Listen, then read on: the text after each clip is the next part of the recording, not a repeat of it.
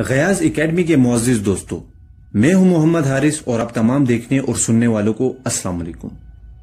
ناظرین گرامی، برصغیر پاک و ہند کی تاریخ میں اگر غداری کی بات کی جائے تو جو نام فہرست میں پہلے نمبروں پر لکھے جاتے ہیں وہ ہیں میر جعفر اور میر صادق۔ کیا آپ جانتے ہیں کہ ان افراد نے ریاست کے ساتھ کتنی غداریاں کی اور ان کو کیا سزا ملی؟ یہ لوگ کون تھے اور کیوں کر مسلمانوں کو نقصان پہنچانے کی کوشش کرتے رہے؟ آج کی اس تاریخی ویڈیو میں ہم آپ کو میر صادق اور میر جعفر کی وہ داستانیں بلا خیز سنائیں گے جسے سن کر آپ دنگ رہ جائیں گے۔ لہٰذا آپ ناظرین سے التماس ہے کہ اس ویڈیو کے آخر تک جڑے رہیے گا۔ تو آئیے چل کر موضوع کا باقاعدہ آغاز کرتے ہیں۔ ناظرین گرامی، ہندوستان میں مسلمانوں کے بے تحاشا تاریخی واقعات ملتے ہیں جن میں میر صادق اور میر جعفر کا واقعہ بھی درج ہے۔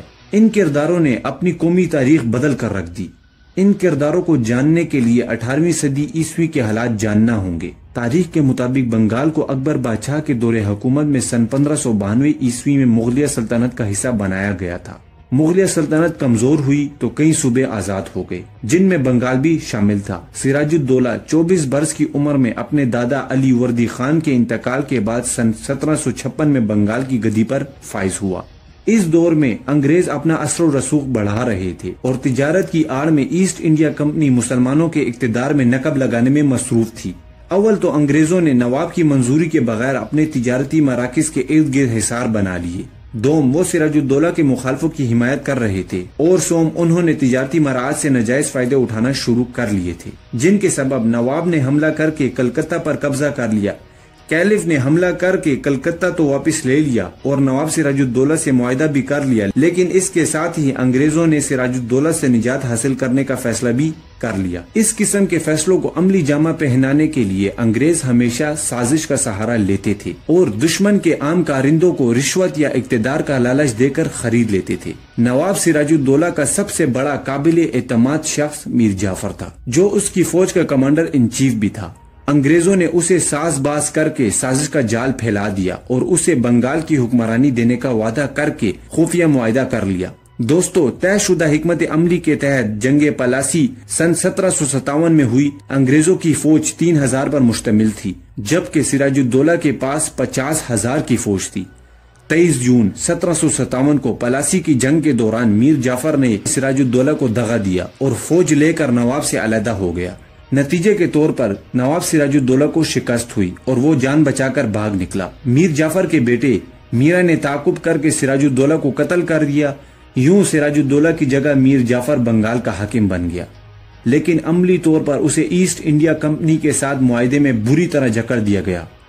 یوں انگریز غالب آ چکے تھے۔ اس کے ساتھ ہی بنگال کے علاقے میں مسلمانوں کے عروج و اقتدار کا سورج غروب ہو چکا تھا۔ اب میر صادق کا تاریخی کردار یہ ہے کہ میر صادق ٹیپو سلطان، جو کہ مسلمانوں کے بہادر بادشاہ کے نام سے جانے جاتے ہیں، ان کی مجلس کا صدر اعظم تھا۔ ٹیپو سلطان نہ ہی صرف بہادر، عبادت گزار اور اعلیٰ درجے کا منتظم تھا، بلکہ ہندوستان میں مسلمانوں کے اقتدار کی آخری نشانی اور روشن چراغ سمجھا جاتا ہے، کیونکہ مغل حکمران جنگ بلکسر میں شکست کے بعد انگریزوں کے ہاتھوں محض کٹ پتلی بن چکے تھے۔ ٹیپو کو فرانسیسیوں کی حمایت حاصل تھی اور وہ انگریزوں کے توسیع پسندانہ عزائم کے راستے میں سب سے بڑی رکاوٹ تھے۔ کمل جنگی تیاریوں اور سازشوں کا جال پھیلانے کے بعد انگریزوں نے جنرل ہیرس کی سربراہی میں میسور پر حملہ کر دیا۔ جنرل نے مارچ 1799 میں میسور اور پھر بنگلور پر قبضہ کر لیا۔ اس کی فوج میں 60,000 بیل اور بہت سے ہاتھی تھے۔ ٹیپو سلطان کو صلح کے لیے شرمناک شرائط پیش کی گئی جو انہوں نے مسترد کر دی۔ اپریل کے آخر میں سارنگا پٹم کے قلعے کے باہر انگریزوں نے توپیں نصب کر دی اور گولہ باری شروع کر دی۔ یہ سلسلہ 3 مئی تک جاری رہا۔ آخرکار قلعے کی فاضل میں ایک شگاف پڑ گیا۔ ناظرین گرامی، میر صادق، جو کہ پہلے سے انگریزوں کو آمادہ کر چکا تھا، اس کے کہنے پر 4 مئی کو انگریزوں نے حملہ کر دیا اور ٹیپو سلطان کے قلعے کو گھیرے میں لینے لگے۔ مگر جس جگہ گولہ باری سے شگاف ہوا تھا وہاں بڑی تعداد میں ٹیپو سلطان کی فوج موجود تھی، مگر میر صادق نے ان کو لالچ دی اور تنخواہیں دینے کے بہانے ان سپاہیوں کو بلا لیا۔ چنانچہ انگریز فوج موقع کا فائدہ اٹھاتے ہوئے قلعے میں داخل ہو گئی جب ٹیپو سلطان کو خبر موصول ہوئی کہ انگریز قلعے میں داخل ہو چکے ہیں تو وہ بے ساختہ دوڑے اور اپنی افواج کو اکٹھا کرنے کی کوشش کی، مگر اب بہت دیر ہو چکی تھی۔ ان کے سپاہیوں کی قوت کمزور پڑ چکی تھی، تو ٹیپو سلطان خود گھوڑے پر سوار ہوئے اور قلعے کے ایک دروازے کی جانب بڑھنے کی کوشش کی، مگر میر صادق نے وہ دروازہ پہلے ہی بند کروا دیا تھا تاکہ ٹیپو سلطان بھاگنے نہ پائے۔ مگر ٹیپو سلطان کے کچھ سپاہی جو ان کے وفادار تھے یہ معاملہ جان گئے اور میر صادق کو غدار قرار دیتے ہوئے اسے وہیں پر قتل کر دیا، اور ٹیپو سلطان انگریزوں کے خلاف لڑتے لڑتے شہید ہو گئے۔ اس پوری غداری میں میر صادق کے ساتھ میر غلام علی، میر قمر الدین، میر قاسم علی اور ایک ہندو پورنیہ بھی شامل تھا۔ شہادت کے وقت ٹیپو سلطان نے ایک تاریخی جملہ فرمایا کہ شیر کی ایک دن کی زندگی گیدڑ کی 1000 سالہ زندگی سے بہتر ہے، اور وہ شہید ہو گئے۔ یوں میر صادق اور میر جعفر عبرت کی علامت بن کر تاریخ میں ہمیشہ ہمیشہ کے لیے محفوظ ہو گئے۔ جی تو ساتھیو، یہ تھی ہماری آج کی ویڈیو پسند آئی ہو تو اپنے دیگر دوستوں کے ساتھ ضرور شیئر کیجیے گا۔ ملاقات ہوتی ہے اگلی ویڈیو میں، تب تک کے لیے اپنا خیال رکھیے گا۔ خدا حافظ۔